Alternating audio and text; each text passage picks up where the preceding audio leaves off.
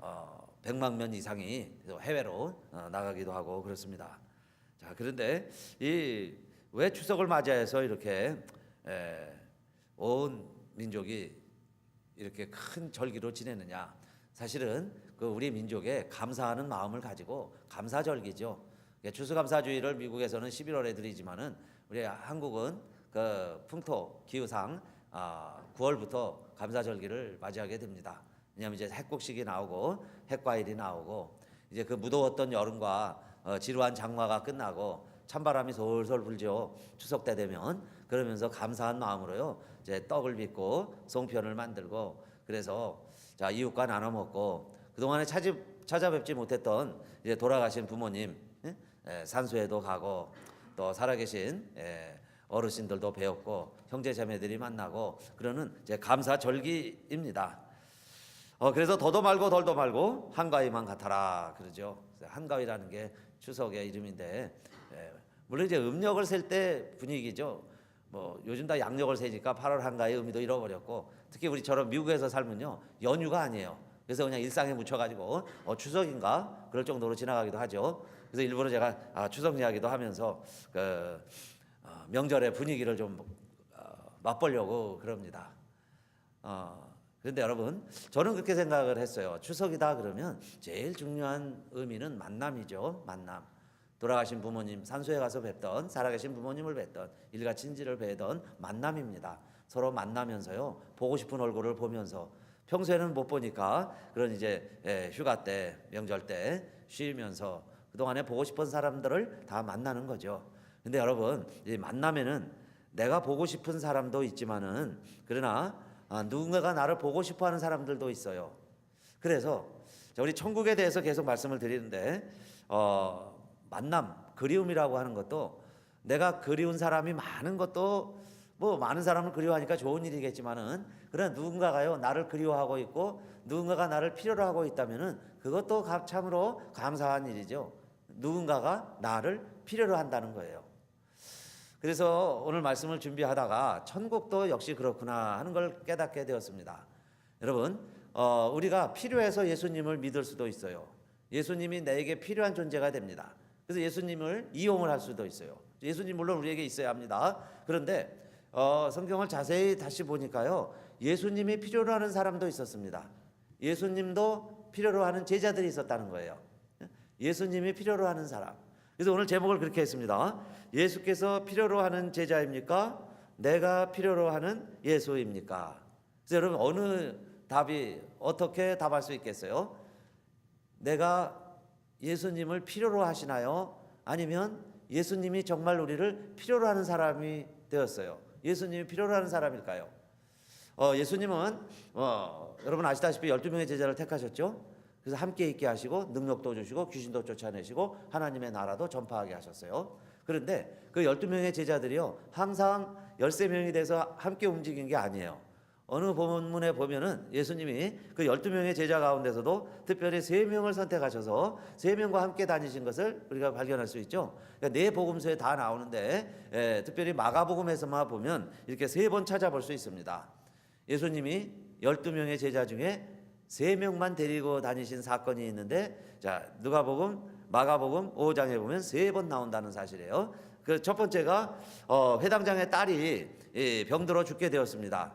그랬을 때 그 야이로죠 회당장이 예수님께 와서 이렇게 무릎 꿇고 강청을 했다 그랬어요.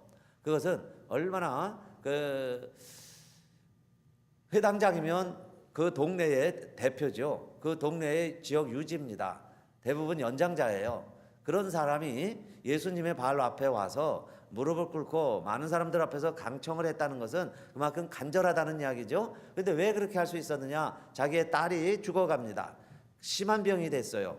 그래서 정말 소망이 없습니다. 그러니까 내 딸을 살려주세요. 그런 마음에 자 예수님께 나와서 무릎을 꿇고 빌었던 거예요.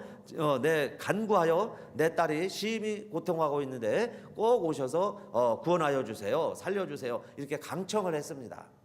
그래서 예수님도 물론 환자만 보면 다 고쳐주시고 어디 가든 어려운 사람들 다 돌봐 주셨지만은 특별히 이렇게 회당장이 와서 이야기하니까 그럼 우리가 가서 고쳐주겠습니다. 그리고 다른 제자들과 함께 지금 그 회당장의 집으로 가는 길입니다. 그런데 시간이 많이 지체가 됐어요. 왜 지체가 됐냐면은 예수님 가는 곳마다 인산인해죠. 많은 사람들이 모여드니까. 그런데 그 중에 이제 어떤 해프닝이 벌어졌냐면 마침 12해를 혈루증을 앓는 여인이 그 길을 지나간다는 이야기를 듣고 예수님 꼭 만나야 되겠어요. 나도 이번에 예수님께 정말 고침 받아야 되겠습니다. 그런 간절한 마음 때문에 예수님께 가까이 나와왔고, 그리고 예수님의 옷자락이라도 만져야 되겠어요. 그래서 예수님의 옷자락을 만졌고, 그 스치는 순간에 하나님의 능력이, 권능이 예수님에서 나가는 것을 예수님도 느끼셨고, 그리고는 제자들에게 이제 물어보는 겁니다. 누가 내 옷에 손을 대었느냐? 아니 예수님, 이렇게 지금 많은 사람들이 밀고 있는데 누구인지 우리가 어떻게 합니까? 야, 예수님은 이미 능력으로 그 여인이 나음 받았다는 것을 알아서 확인하는 거죠. 그럴 때에 따라 내 믿음이 너를 구원하였다 하면서 그 12에 알았던 그 혈루의 근원이 끊어지는 것을 확인시켜 주시면서 이제 나았다고 이야기해 주시는 거예요. 자, 그러는 일 하고 있는 사이에 아까 지금 이거 하러 오신 게 아니죠. 가고 있는 목적지가 있죠. 그런데 그 회당장의 집에서 사람들이 와서 예수님께 이야기하는 거예요. 그리고 주변 사람들이 이야기합니다. 이제 예수님 이제 오실 필요가 없습니다. 이제 서두를 필요가 없습니다. 어떻게 됐다는 거예요? 이 딸이 죽었습니다. 그 이야기예요. 딸이 죽었습니다. 그러면요, 살아있을 때 와서 빨리 고쳐주세요. 그 이야기죠. 이 딸이 죽었습니다 하는 이야기는 이젠 끝났습니다. 희망이 없습니다. 오셔야 필요가 없습니다. 그 이야기예요. 그리고 제자들과 옆에 있는 사람들에게도 이야기하죠. 이 선생님을 더 괴롭게 하지 마세요. 이제 더 이상 이렇게 채근할 필요도 없습니다. 우리가 서두를 필요가 없어요. 선생님을 더 괴롭게 하지 마세요. 이제 다 끝났습니다. 그 이야기입니다. 자, 그럴 때 예수님이 그 말을 다 들으시고 그 다음에 이 아버지도 지금 누구와 함께 있는 거예요? 예수님과 함께 있어요. 지금 회당장이 죽은 딸과 함께 있는 게 아니에요. 지금 아버지도 딸과 떨어져 있고 예수님과 함께 있다가 이 소식을 들은 겁니다. 그래서 예수님은 그 회당장에게 그렇게 말씀하시는 거예요. 지금 딸이 죽었다는 거예요. 그 딸 좀 살려보려고 아버지 심정으로 예수님 만나서 이렇게 강청하고 있는데 자초지종을 다 예수님 자초지종 일거수일투족을 다 아버지가 보고 있었죠. 그러니까 조금 내 아들이 더 급한데 빨리 가서 좀 고쳐줘야지. 아니 길거리에서 만난 사람 길에서 좀 손댔다고 그거 어떻게 얘기하다가 내 딸 죽는 것도 모르냐 이 말이에요. 우리 홍삼 그러죠. 늘 기도하다가도 가족들 가운데도 그렇게 간병하고 병상을 지켰지만 임종 못한 것 때문에 얼마나 후회해요. 임종 못한 것 때문에 죄인 마음 갖고 있고. 근데 바로 그런 마음이죠. 그 딸, 소중한 딸 12살이에요. 얼마나 이쁩니까? 그런데 그 딸이 자 힘들고 어려워할 때 자 같이 아버지가 있어주지 못했다 그 이야기예요. 그래서 예수님이 그 회당장에 하는 이야기가 이겁니다. 두려워 말고 믿기만 해라. 이제부터 두려워 말고 믿기만 해라. 그러시더니 지금 12명의 제자 같이 있었을 거예요.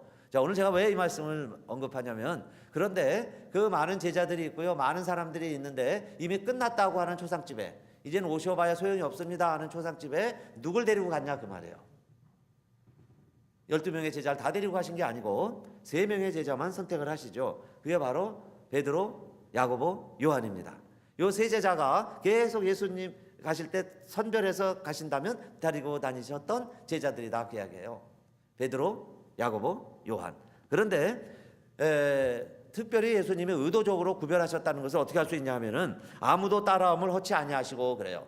그러면 너희들 더 이상 나를 따라오지 말아라 그 이야기예요. 많은 무리와 행렬과 그죠? 장관이죠. 큰 수행단을 이끌고 마치 예수님이 원튼 원치 않듯 예수님이 나타나시면 그렇게 많은 무리들이 따랐으니까요. 근데 그 중에는 12명의 제자 중에서도 나머지는 있게 하시고 3명만 데리고 가셨다 그 이야기입니다.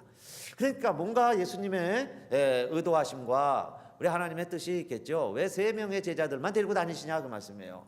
그럼 예수님도 편애하시는가? 아니면 좀 편리하게 다니시려고 인원을 축소시키신 건가? 뭐 우리가 여러 가지 생각을 할 수 있겠죠. 자, 그런데 오늘은 여기에 여러분 포커스에 맞춰서 생각하시고 제가 이렇게 말씀을 전하려고 그래요.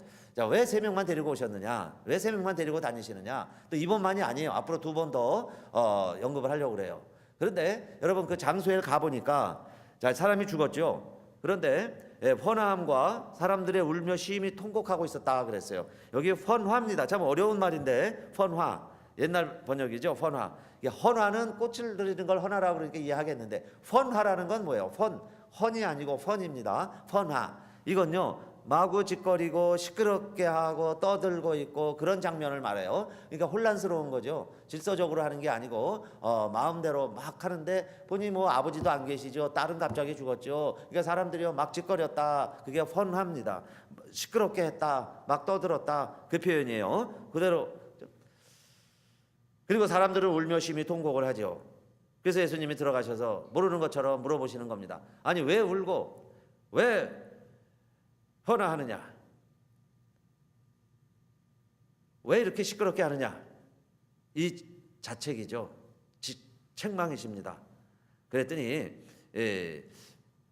사람들이 일단은 비웃었더라 그랬어요. 비웃었더라. 왜냐하면 그 비웃었던 계기가 있습니다. 그것은 예수님이 이 아이에 대해서 죽은 것이 아니라 뭐라고 표현하셨어요? 잔다 하셨기 때문에. 그러니까 사람들은 비웃는 거예요. 이제 와서 뭘 아나 그 말이죠. 당신은 여태까지 모른다. 이 아이는 이미 죽었습니다. 우리가 다 확인을 했습니다. 그 이야기예요. 그래서 이미 죽었는데 그래서 왜 잔다고 그러느냐? 사실 예수님이 여러 가지 의미로 잔다고 말씀하셨어요. 우리 성도들의 죽음은 여러분 자는 걸 믿으시기를 바라겠습니다. 잔다는 건 뭐예요? 어제 우리 잠 들었다가 오늘 다 깨난 것처럼 다시 영원히 산다는 거죠. 그러니까 이 아이는 죽은 게 아니에요. 정말 죽었다고 그래도 자는 거예요. 다시 일어날 것이고 그 다음에 예수님이 정말 살리실 거예요. 가서서 일으키실 거예요. 잠자는 애 깨우는 것처럼. 그러니까 잔다고 이야기하신 건데 사람들은 현실만 보고 비웃는 거예요. 이미 끝났습니다. 죽었습니다. 많은 사람은 또 죽음 앞에서 두 손 들죠. 두 손 다 드는 거. 이제는 안 됐습니다. 끝났다. 그렇게 이야기하는 거죠. 그랬을 때 예수님이 자 다시 다 내어 보내신 후에 그러죠. 아이의 부모와 자기와 함께한 자들을 데리시고 아이 있는 곳으로 들어가셨다 그랬어요. 누구만 데리고 들어가신 거예요? 그 죽은 시신 주검이 있는 그 방 안에는 누구만 데리고 들어가셨어요? 부모와 지금 간 아버지와 엄마가 있겠죠. 아버지, 엄마 그리고 자기가 데리고 온 예수님이 데리고 오신 세 제자만 데리고 들어가셨다 그 이야기입니다. 근데 왜 그렇게 하셨을까요? 여러분 하나님이 예수님 오늘 말씀은 세 제자를 선택하신 거 왜 세 명만 데리고 들어가셨을까? 그 말씀을 기억하시면서 말씀을 같이 나누면 좋겠어요. 그런데 예수님은 들어가시자마자 아이의 손을 잡고 가라사대 달리다곰 했죠. 달리다곰. 소녀야 내가 네게 말하노니 일어나라 그런 뜻입니다. 일어나라. 그랬더니 소녀가 일어나서 막 걷기 시작을 했다 그랬어요. 할렐루야 아닙니까? 놀라운 일이죠. 아이가 막 일어나 걷는 거예요. 근데 보니까 12살이에요. 얼마나 예쁘고 소녀고 다 크지 않은 봉우리처럼 여러분요 희망과 소망이 있는 나이가 12살이죠. 그 이쁜 아이가 그 죽음을 경험한 거예요. 죽었습니다. 그래서 예수님 다시 살려주셨어요. 그리고 나서는 그 예수님이 하신 일이 있습니다. 아무에게도 이야기하지 말아라. 여러분 이것도 왜 아무에게도 이야기하지 말라고 그랬을까요? 그게 저는 세 명만 데리고 다니신 이유 가운데 하나라고도 생각을 해요. 아무에게도 이야기하지 말아라. 우리들 같으면 보통 교회 같으면요 막 이제 프린터를 하고 광고를 하고 아이 사진까지 내가지고 이 아이가 죽었는데 우리가 기도해서 살았습니다. 이 아무개 목사가 기도하면 삽니다. 막 이러고 선전하고 광고해야 될 거 아니에요. 그런데 오히려 아무에게도 이야기하지 말아라 그래요. 심지어 엄마 아버지 세 명의 제자에게까지 함구령을 내리시는 거죠. 아무에게도 하지 말아라. 이 아이는 살았으니까. 그런데 우리 생각과 다르죠. 왜 살았다면 나머지 제자에게도 이야기하고 너희들이 빨리 홍보를 해라 알려라 해야 될 텐데 왜 그랬을까요? 그리고는 이 아이에게 먹을 걸 주어라 그래요. 얼마나 배가 고팠어요. 배가 고팠겠습니까? 여러 날이 지난 후에 뭐 갑자기 이렇게 병이 악화된 게 아니니까 계속 먹지도 못하고 그랬을 거예요. 근데 이제 건강한 아이가 되니까 먹을 걸 주어라 그랬습니다. 여러분 왜 세 명만 데리고 다니셨을까? 먼저 이 부모와 이 세 제자의 입장은요. 죽음 앞에서도 내 딸이기 때문에 이 아이가 살아날 것을 믿고 살아나기를 바라고 그 소망을 잃지 아니하고 그리고 정말 예수님이 내 죽은 아이를 만난다면 살려주시기를 간절히 기대하고 그 소망을 포기하지 않은 부모죠. 그러니까 예수님은 이 사실이 많은 사람들에게 비웃음거리가 될 수도 있고 조롱거리가 될 수도 있고 또 그럴까 안 그럴까 테스트하는 기회가 될 수도 있어요. 그런데 정말 이 아이가 낳을 것을 고대하고 기대하는 사람, 그 간절한 마음을 가지고 있는 사람이 그 부모와 또 예수님 따라가자고 해서 데리고 다니신 그 제자, 간절한 마음이 있었겠죠. 그 다음에 왜 아무에게도 이야기하지 말라고 그랬을까? 저는요, 분명히 예수님이 이런 마음이 드셨을 거예요. 이제 12살 아이면 앞으로 잘 커서 곱게 커서 결혼도 해야 되잖아요. 우리 어제 결혼식도 하고 오늘 오후에도 있습니다. 그러면 이렇게 딸들을 잘 키워서 저 좋은 신랑감 만나서 아름다운 가정을 이루도록 해줘야 되잖아요. 그런데 여러분, 우리 딸아이의 과거에 치명적인 사건이 있었다. 이 아이가 죽을 병에 걸렸는데 살아났다. 죽었는데 살았다. 죽을 아이인데 살았다. 그러면요, 그것이 개인적으로는 이 사회는 워낙 세대가 악하고 음란하니까, 그리고 하나님이 살려줬다, 하나님의 딸이다 할 수도 있겠지만은 얼마나 많은 말들이 있겠어요. 그 딸 아이는 죽었다 살아난 아이래. 이 아이는 이런 치명적인 게 있어. 이런 과거가 있어. 이런 히스토리가 있대. 이러고 이게 알려지기 시작을 하면은 이 딸의 앞날과 장래에도 정말 하나님의 꽃처럼 그렇게 피어나기에 어려움도 있을 수 있겠죠. 이 세대가 너무 악하니까. 그래서 하나님은 때로는요, 이 날까 안 날까 기대 반 테스트, 그런 사람들은 안 따라와도 되죠. 왜냐하면 예수님 혼자 가도 이 아이 살려낼 수 있으시니까. 그런데 혼자 갈 수는 없고, 혼자 가기는 그렇고, 그러나 누군가 정말 주님의 뜻과 모든 일에 부모와 같은 마음으로 그 아이를 위해서 정말 간절히 낳기를 기도하고 그렇게 원할 수 있는 사람이 누굴까? 그래서 예수님이 바로 이 세 제자를 함께 선택하시고 부모와 함께 데리고 들어가신 거죠.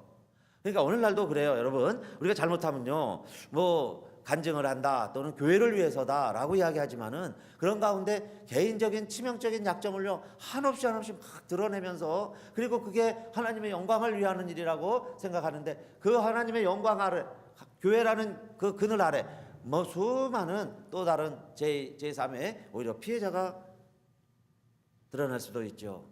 그래서 예수님은 많은 것을 원하시고 많은 사람이 가는 것을 원하실 때도 있었지만은, 그러나 때로는 소수의 무리를 데리시고 적은 무리가 가서 그 일을 감당하기를 원하시기도 하셨는데, 그 중에 첫 번째가 회당장의 딸을 살려주실 때도 그렇게 했다 그러셨어요.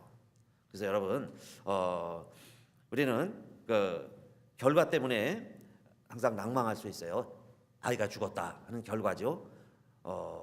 그리고 환경 때문에 또 환경에 부안해동할 수도 있어요. 많은 사람들이 헌화하니까 슬피 울며 서로 통곡하고 있을 때 같이 슬퍼하고 울 수도 있죠. 울기만 할 수도 있죠. 그냥 포기만 할 수도 있다 그 이야기입니다. 자, 그러한 때에도 오늘 제가 시작할 때 그런 말씀을 드렸어요. 내가 누군가가 그립기도 하지만은 누군가가 나를 그리워하는 사람들이 더 많을 때 그 사람이 진정으로 행복한 사람이죠. 오늘 우리가 해야 할 일도 많고, 그죠? 하고 싶은 일도 많고, 정말 만나고 싶은 사람도 많고, 누군가가 나를 도와줘야 될 사람들도 많으면 좋겠죠. 누군가 나를 도와줬으면 그러면서 도와줄 사람을 바라는 것도 좋지만은, 그러나 오늘의 이 본문과 부모처럼 정말요, 예수님이 필요로 하는 제자가 되시고 예수님이 필요로 하는 부모님이 되시기를 바라겠습니다. 예수님에게 그 부모가 필요했고 그 제자가 필요했죠. 그러니까 예수님이 필요로 하는 사람이 있다 그 이야기입니다. 그런데 그 예수님이 필요로 하는 사람으로 살아가는 사람이 진실로 행복한 사람이죠. 예수님이 우리에게 필요하시다는 거예요. 예수님이 우리를 필요하신다는 거예요. 그래서 우리를 데리고 가시겠다는 거죠. 그 사람이 진짜로 필요한 사람이요, 결국 그 사람이요 행복한 사람이고, 그 사람이요 천국을 사는 사람이에요. 정말 이 세상에서 천국을 살아가는 거죠. 누군가가 나를 필요로 한다는 거예요. 누군가가 나의 도움을 필요로 한다는 거예요. 내가 존재가 필요하다는 거예요. 그걸 깨닫는 사람이 행복한 사람이다. 두 번째로 변화산에 올라가실 때도 예수님이요 3명의 제자만 데리고 올라가시죠. 3명의 제자, 역시 베드로, 야고보, 요한입니다. 그런데 왜 또 3명의 제자만 데리고 가셨겠어요? 이렇게 어마어마한 이적과 경험과 하늘나라를 보여주셨는데, 변화산에서. 그러면 그렇게 놀라운 일을 보여주실 때 정말 많은 사람이 보고 많은 사람들이 다 들으면 더 좋잖아요. 그런데 예수님은 그런 방법을 택하지 아니하시고 자, 3명만 데리고 올라가십니다. 그런데 9장 1절에도 보니까 마가복음 두 번째죠. 9장 1절에 그렇게 하실 때 배경이 이거였어요. 왜 변화산에 올라가셨느냐? 또 저희에게 이르시되 내가 진실로 너희에게 이르노니 여기 섰는 사람 중에 죽기 전에 하나님의 나라가 권능으로 임하는 것을 볼 자들도 있느니라 하시니라. 이게 9장 1절이죠. 그 다음에 9장 2절에 보면 엿새 후에 예수께서 베드로와 야고보와 요한을 데리시고 이 말씀 하신 후에 엿새가 지났지만은 따로 높은 산에 올라가셨더니 그때 거기서 예수님이 변형되시고 옷이요 희게 변화가 되고 그리고는 그게 바로 하늘나라죠. 하늘나라를 경험하시면서 하늘나라를 보여주시면서 그리고는 제자들이 그렇게 이야기했습니다. 여기가 좋사오니 보니까 천국이에요. 높은 산 위에 근심 걱정 없고 예수님이 하나님처럼 보이고 또 보니까 그들이 그렇게 그리워하고 보고 싶은 모세도 보이고 엘리야도 보이고 그래서 베드로는 그렇게 이야기를 합니다. 여기에 초막셋을 지어놓고 예수님 내려가지 말고 여기서 그냥 삽시다. 여기가 좋습니다. 그 이야기예요. 그만큼 잠깐 찰나에 보여주신 거지만은 하나님 나라의 모습이죠. 하나님 나라가 이렇다는 거예요. 그래서 하나님 나라의 영광을 너희들도 볼 자가 있느니라 그랬는데 정말 하나님 나라의 모습을 잠깐이라도 보여주신 거죠. 그런데 그 모습도 전체 많은 사람들이 아니라 몇 사람에게만 보여주셨다는 거예요. 보여주신 몇 사람들에게 자 너희가 이 하늘의 영광을 보았으니 이제 여기서 영원히 살라는 게 아니에요. 내려가자 그 이야기죠. 이제 산으로 다시 내려가자 그랬습니다. 그런데 내려오는 세상은 어떤 세상이에요? 여기 마가복음 9장 시작하기 전에 바로 8장에 보면 이 사건이 있기 전에 배경을 이야기하는 거죠. 그게 여러분 베드로가 주는 그리스도시요 살아계신 하나님의 아들이십니다. 그 신앙 고백을 하고 난 다음에 예수님이 자신의 갈 길을 일러주신 거예요. 인자가 고난을 받고 죽임을 당하고 그러나 제3일 만에 살아나리라 그 이야기를 해주시니까 그래도 베드로는 또 베드로답죠. 예수님 돌아가시면 안 됩니다. 그렇게 이야기를 했어요. 예수님 그게 무슨 이야기입니까? 보니까 자기가 죽고 뭐 다시 살아나고 그런 이야기를 하시는 거예요. 아직은 돌아가실 때가 아닙니다. 우리 이렇게 얘기해 주시는 거죠. 베드로가. 그럴 때 예수님은 뭐라고 그랬어요? 너가 하나님의 일을 생각지 않고 사람의 일을 생각하는구나. 그러시더니요. 사단아 내뒤로 물러가라. 엄하게 꾸짖으셨어요. 사단아 내뒤로 물러가라. 내가 온 것은 세상을 구원하러 왔고 하늘나라를 소개하러 왔는데 결국 내가 죽지 않는다면 이 일을 감당치 못하게 하는 것 아니겠어요? 그러면 공생에 시작하실 때 사단이 와서 3번 시험하면서 못하게 한 거나 이제 마지막 골고다 언덕에서 십자가를 지시려고 할 때 베드로가 나타나서 예수님 돌아가지 마세요. 당신 죽지 마세요. 그렇게 이야기하는 거나 결국 다 사단의 역사죠. 사단이 하는 거죠. 그래서 예수님은 자 사단아 내뒤로 물러가라 그랬습니다. 그런데요. 지금 땅 밑에서는 자 이 일들이 벌어지고 있는 거예요. 근데 산 위에 올라가니까 하나님 나라가 보이는 겁니다.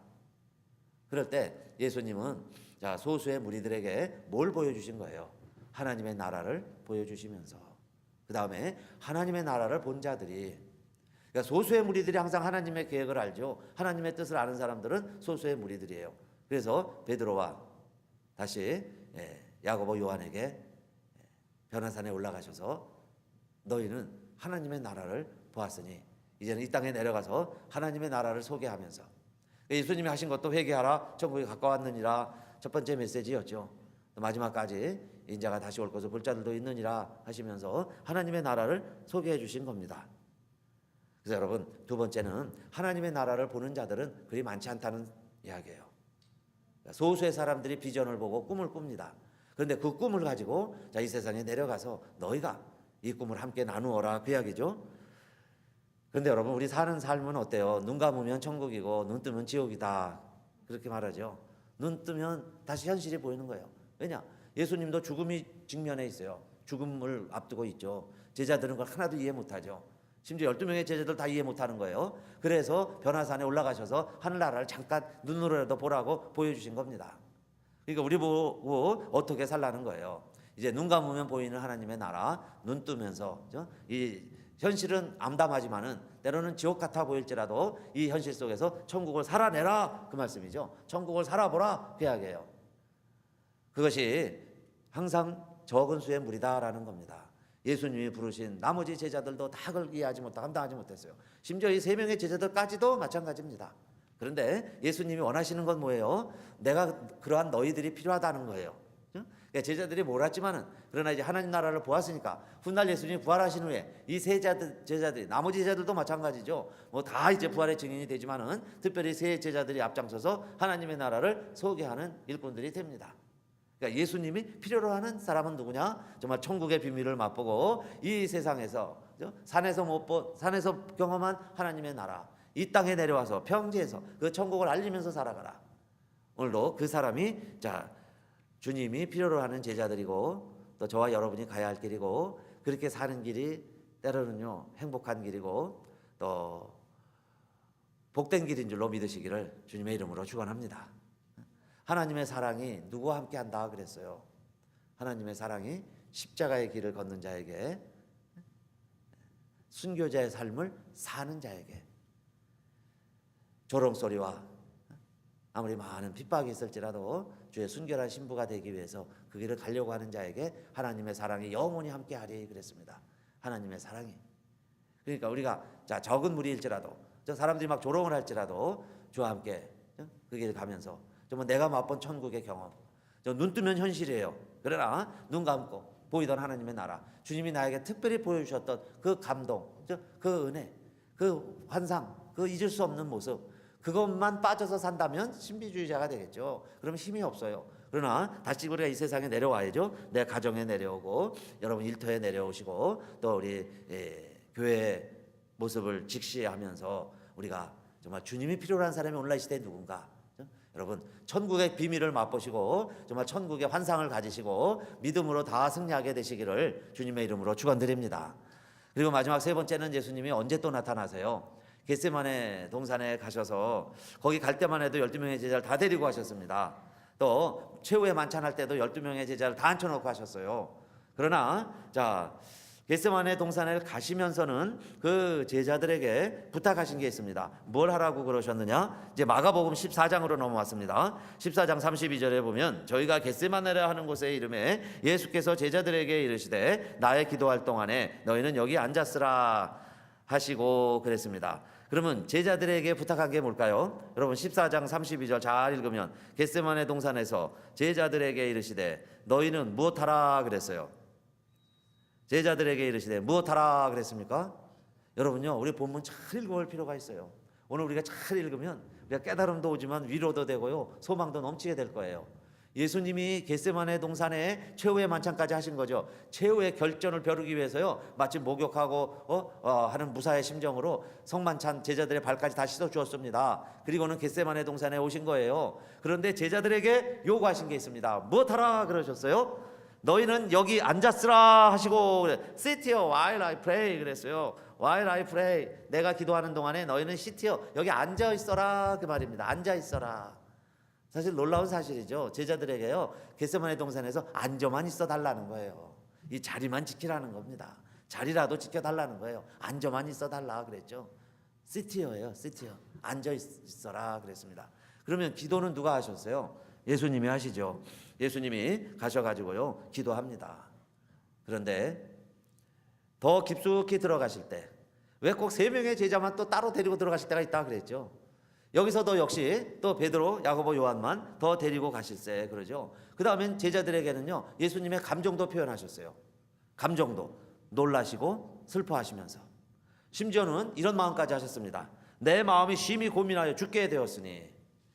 여러분요 지도자가 자기 스태프들 앞에서 또 많은 사람들 앞에서 특별히 자기의 감정을 노출하고 그것도 죽게 되었다, 죽고 싶다 그런 말을 할 수 있겠어요? 그러면 다 흩어지죠. 지도자가 그 이야기하면 다 흩어지게 돼 있어요. 강한 것처럼, 승리한 사람처럼, 내일 나와서 싸울 것처럼, 막 왕이 되고요 대통령이 될 것처럼 해도 후원자가 안 따를 텐데 내가 죽게 됐다, 고민이다, 슬프다, 그 이야기를 어떻게 제자들에게 할 수 있겠어요? 그런데 예수님은 세 명의 제자에게는 그 이야기를 하셨습니다. 베드로, 야고보, 요한에게는 나도 힘들다, 나도 슬프다, 나도 죽음이 두렵다 그 얘기 하신 거죠. 그리고서 너희는 여기 머물러 깨어있으라 그러셨어요. 여기 머물러서 깨어있으라. 머물러 깨어 있으라는 게 뭐예요? Stay here. Keep watch. Stay. 이 자리를 지켜라. 그 대신에 너희들은 아까 나머지 제자들은 그냥 앉아 있기만 해도 됐죠. 자리만 지키면 됐어요. Sit here. 그 자리만 지키고 있으면 되는데, 근데 이제 세 명의 제자 Keep watch. 지켜봐라. 그 이야기죠. 지켜볼 수 없느니 없겠니? 그 이야기예요. 그러니까 여러분 stay here. 그냥 머무르면서 워치하라고 그랬던 거예요. Keep watch. 그런데 제자들은요 그것까지도 못했습니다. 다 졸고 있었다 그랬죠. 보초 쓰고 있어야죠. 눈 뜨고 있어야죠. 그런데 잠자고 있었다 그 이야기예요. 잠자고 있었다. 저는 이 말씀 다시 읽으면서요. 때로는 예수님께서 그 진실로 원하셨던 게 뭐였나 하는 걸 깨닫게 됐습니다. 예수님이 원하는 사람이 있다고 그랬죠. 내가 원하는 예수보다도 예수님이 정말 우리에게 뭘 원하실까? 오늘 여기 세 번째 마지막에 우리에게 요구하시는 건요. 여기 앉아 있으라는 거예요. Sit here.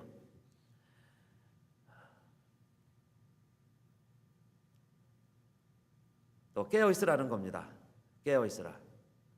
근데 깨어 있는 것도 stay here죠. stay 하면서 keep watch. 깨어 있으라. 우리는 이 본문을요. 때로는 우리 보고 예수님처럼 기도하라고 요구하신 것으로 많이 읽었습니다. 너희들도 좀 기도해라. 이 기도도 못하느냐? 이 제자들아. 그렇죠? 그래서 그렇게 말씀드렸었죠. 눈 뜨면 싸우고 기도하라고 그러면 잠들고 기도하라고 그러면 잠자고 잠자다가 눈 뜨면 싸우고 그게 제자들의 모습이었습니다. 그런데 오늘 여기 세 번째 예수님이요. 세 명의 제자만 따로 데리고 다니시면서 하셨던 그 예수님의 진짜 의도가 있죠. 그 예수님이 필요로 하는 제자의 모습은 뭐였을까요? 싸워도 괜찮아요. 예, 잠자도 괜찮아요. 사실은 무엇하라고 그랬던 거죠? 나와 함께 있을 수 없느냐. 그런데 그래도 세 명의 제자만은 끝까지 함께 있을 수 있었던 것 같아요. 그래도 제자들은요 졸지만은 물론 피곤해서 졸았어요. 사명에 어두워서 졸았어요. 비록 잠은 자고 있었지만은 그래도 그들은요 예수님과 함께 있는 사명은 감당했던 거죠. 함께 있어 줬던 거예요. 예수님 마지막 기도하는 순간.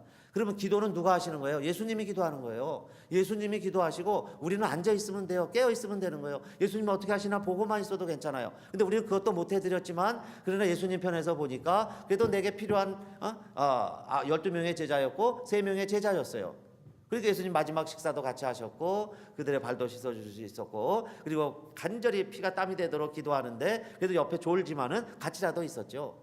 그래서 여러분 정말 누군가가 나를 필요로 한다면 내가 거기에 졸지라도 뜻은 다 모를지라도 함께 있어만 줘도 그 사람은요 그 사람에게 굉장히 도움이 된 사람이죠. 유익한 사람이에요. 그럼 우리가 천국을 삽시다 그러는데요. 아까 변화산에 올라가서 놀라운 신비를 체험하고 환상을 보고 이러는 것도 좋겠지만은 정말 우리가 천국을 살아간다는 건 뭐겠어요? 누군가 날 필요로 할 때 내가 그 옆에 있어주는 것이지. 같이 옆에 주는 거, 같이 한번 지켜봐 주는 거. 같이요 합격자 불합격자 명단 나올 때요 누가 하고 같이 가서 그거 같이 봐주기만 해도 힘이 돼요. 혼자 갈 때 얼마나 두렵고 떨립니까? 같이 가서 있어주는 거 이게 천국이라는 거예요. 그렇게 살아볼 수 없겠니? 그리고 예수님이 자 많은 사람들이 있지만은 그리고 예수님도 힘들고 어려울 때는 3명만 데리고 다니셨어요. 여러분 추석이 되면은 부녀자들이 다 바쁘죠. 신두름이 있을 정도로 막 식구들이 많이 모이니까 그거 하고 나면 지칩니다. 그런데 점점 잊혀져가는 우리의 그 풍습 속에 그 중로상봉이라는 게 있습니다. 중로상봉. 중간에서 만난다는 이야기죠. 중로상봉. 누가 중로상봉을 하냐면은 이 추석을 다 지내고 나서 그 친정 어머니와 시집간 딸이 중간에 한번 만난다고 그래요. 왜냐하면 그 시대는 여행을 요즘처럼 이렇게 자유롭게 할 수가 없잖아요. 너무 멀리 가면은 올 수도 없고. 근데 멀리 또 시집도 안 갔습니다. 옆 동네 정도 가는데 그래도요. 출가 외인이라고 그 친정집에 자주 여자들이 못 갔죠. 그럼 이제 추석 지내고 나면 얼마나 힘들어요. 그래서 많은 손님들 다 치르고 나면은 이 중로상봉이라는 게 뭐냐면 그 딸이 남은 음식 다 손님 대접하고 좀 남은 거를 엄마하고 같이 먹으려고 남은 음식을 좀 싸가지고 가고 이 아버지도 엄마도 다 이제 큰 집에서 손님 치르고 나서 이제 남은 음식들을 바리바리 싸가지고 시집간 딸을 만나러 가는 거예요. 그런데요 그 시대만 해도 옛날에는 그랬다고 그래요. 그렇게 뭐 대놓고요 못 가는 거예요. 친정에 가고 딸네 가고 그 제대로 못하니까 중간 지점에서 만납니다. 시집간 딸과 어머니가.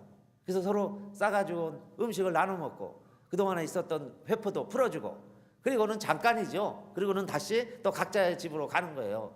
그게 중로상봉이라고, 그게 추석에 얽힌 민요, 미나 그런 동요 이야기에 나오는 내용들입니다. 엄마를 만나도요 반씩밖에 내가 못 본다 하는 이야기입니다. 반만 보는 거예요. 그래서 이내 몸이 절반 가고 친정엄에 절만 오시오. 복바 위에서 눈물 콧물 다 흘리며 엄마 엄마 우리 엄마야 날 보내고 어디 살고. 그리고 엄마를 이해하고 또 엄마가 시집간 딸 한번 얼굴 보고 그러면서 옛날에 우리 어머니들 우리 아낙네들은 이렇게 한과 서러움들을 사겨냈습니다. 그게 중로상봉. 그러니까 힘들고 어려워도요 무엇 때문에 견뎌낼 수 있었겠어요? 무엇 때문에 힘들고 어렵다는 시집살이를 다 견뎌낼 수 있을까요? 누군가가 나를 그리워하고 있는 사람이 있다. 나를 필요로 하는 사람이 있구나. 내가 봐야 할 사람도 있지만은 누군가 날 그렇게 그리워하고 보고 싶어하는 사람이 있구나 하는 걸 아는 순간에는요 생을 포기할 수가 없죠. 힘들다고 두 손 두 발 다 드러낼 수가 없죠. 그렇게 해서 열심히 일 잘 하다가 그 다음에 한번 만나는 거예요. 짧은 만남이죠. 그런데 그게 천국이에요. 천국을 맛보는 거예요. 그리고 변화산에서 다시 내려가는 거죠. 그렇게 해서 내가 할 일 또 하는 거예요. 여러분 그게 예수 믿는 거고 그게 신앙생활이죠. 우리가 어떻게 24시간 늘 좋은 일들만 있겠어요. 그래서 정말 하나님은 저와 여러분들을 지금도 누구보다도 여러분요 가장 기다리시고 가장 나를 필요로 하는 사람이 있어요. 누가 나를 가장 필요로 할까요? 예수님이다. 예수님이 나를 얼마나 그리워하고 얼마나 필요로 하는지 몰라요. 그래서 여러분 정말 예수님의 필요에 부응하시고 또 누군가 나를 필요로 하고 있다는 것을 꼭 기억하시고 다 해결되고 만나서 행복한 게 아니라 정말 그런 사실을 깨달음으로써 나를 필요로 하는 사람들에게 여러분요 우리가 도움이 될 수 있는 그런 행복한 주인공들이 되시고 천국 백성들이 되시기를 주님의 이름으로 축원드립니다. 기도합시다.